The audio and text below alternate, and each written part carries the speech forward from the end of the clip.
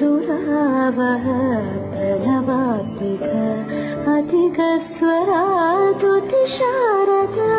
नमोऽस्तु ते